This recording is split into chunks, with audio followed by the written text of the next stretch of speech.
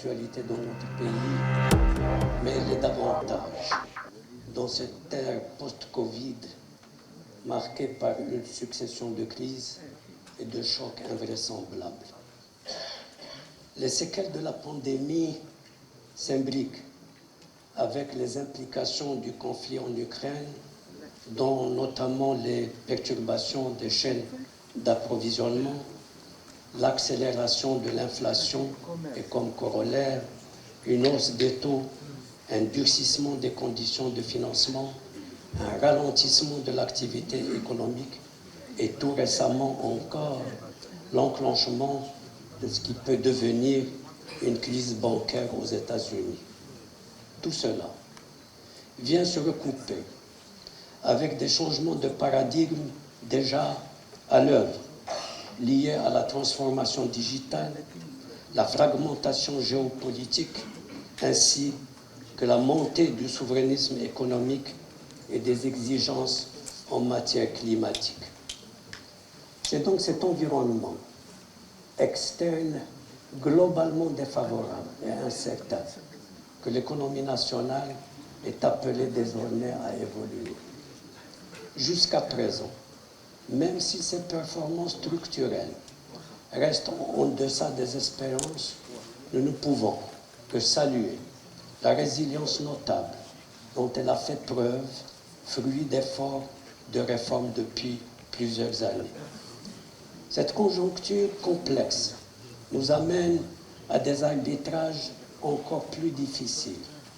Au plan de la politique monétaire, nous avons augmenté le taux directeur pour prévenir tout désancrage, des anticipations et l'enclenchement de spirales inflationnistes auto-entretenues. Certes, ces décisions peuvent avoir des impacts indésirables à court terme, mais le coût de non-action est largement plus élevé à moyen et long terme. À cet égard, l'unanimité au sein des communautés financières et académiques est claire. Il ne peut y avoir de croissance durable et inclusive sans stabilité macroéconomique, en particulier celle des prix. Ce constat est valable de manière plus générale pour toute réforme nécessaire. La reporter ne ferait qu'accentuer sa difficulté et alourdir son coût économique et social.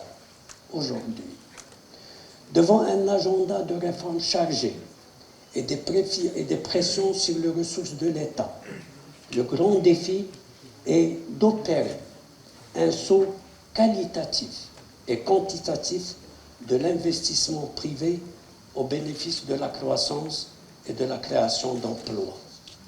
À Banque Maghreb, cet objectif n'a jamais été absent de notre action.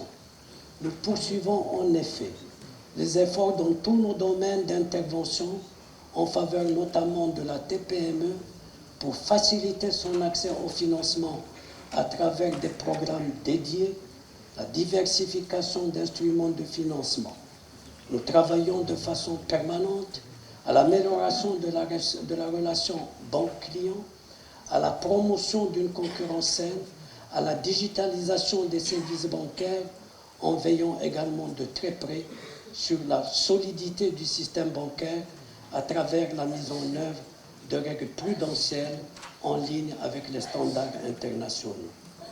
Mesdames et messieurs, malgré le contexte difficile, nous n'avons d'autre choix que d'œuvrer à l'accélération du rythme de développement de notre pays, capitalisant dans cela sur les avancées réalisées et les chantiers initiés sous le leadership de Sa Majesté le Roi.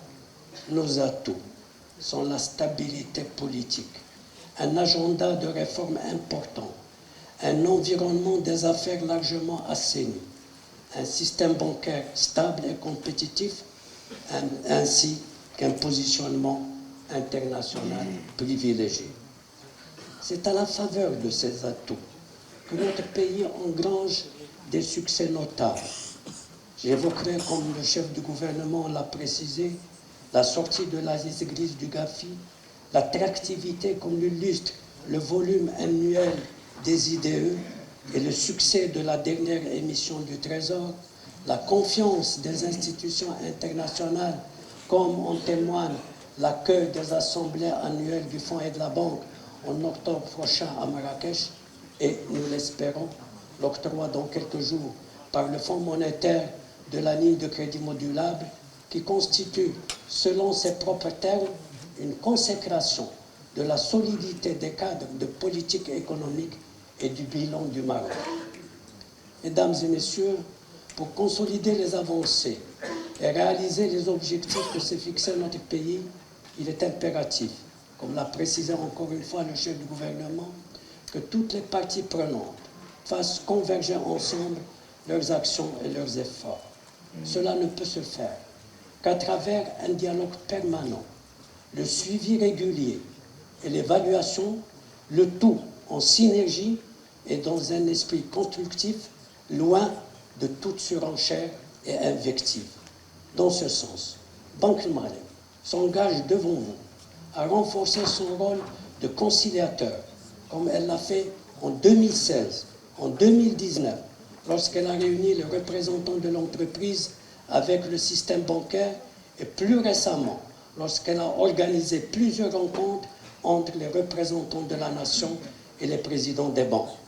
L'objectif reste le même, celui d'un véritable décollage économique et social qui n'est d'ailleurs pas hors de notre portée après l'exploit que notre pays a pu réaliser sous l'impulsion et les orientations de Sa Majesté lors de la crise pandémique.